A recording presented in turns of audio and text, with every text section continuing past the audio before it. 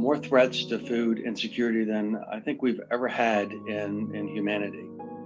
Today, there are 48.9 million people that are on the brink of famine. We know that people are dying today because there's a lack of food. The war in Ukraine has destabilized the world as it relates to food. It is not just a war against Ukraine, it is a war against humanity. And many countries are suffering, and millions of people are going to suffer even more because of this war. We're having to cut food rations. Imagine telling your child that they're going to go from 2 meals a day down to 1. It's devastating. There are multiple factors right now that are impacting the World Food Program and our ability to get food to those who are significantly malnourished, hungry, and on the brink of famine.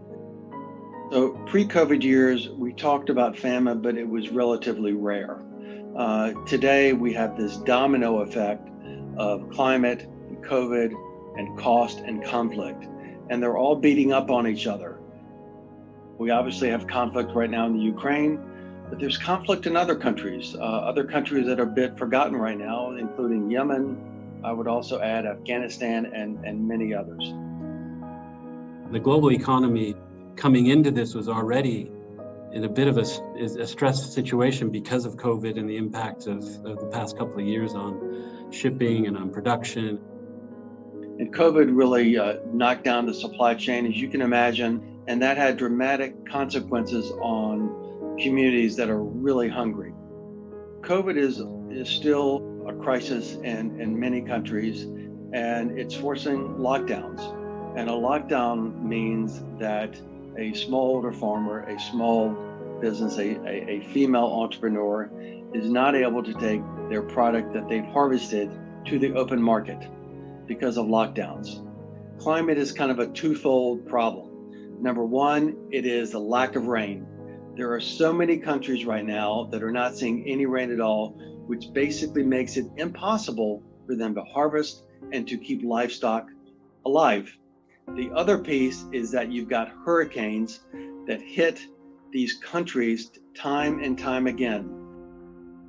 Costs are going up. They're going up so that food is becoming less affordable for people here in the United States, but in particular, people who are about to enter the phase of starvation around the world. Take the individual around the world in a less developed country living on $1.90 a day. You can't survive when you're earning $1.90 a day and the cost of food has gone up by 50%. Ukraine is known as the breadbasket of the world. For an organization like the World Food Program, 50% of our wheat came from Ukraine. There's enough food between corn, maize, and wheat and oil that's stored in silos or on container ships in Ukraine to feed 400 million people.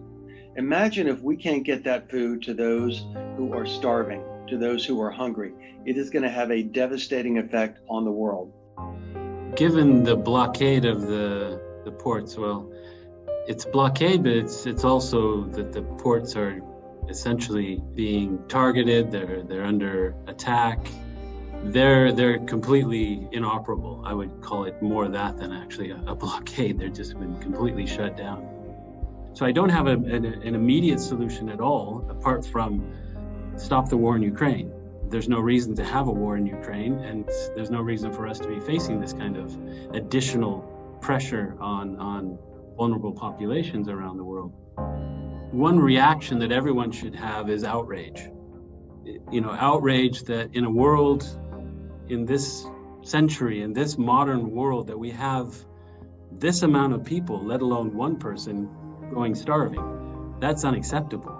So that outrage needs to lead to pressure, calls for attention to be given to the situation, and calls for resources to be made available to address it. There is enough food around the world to feed everybody on the planet. The issue is, how do we get it to the places it's needed? We're meeting the needs of around 130 million people around the world this year. We can feed them. That's not an issue. We can get that food. We can move it to the places where it needs to be, but we need the funds to be able to do that.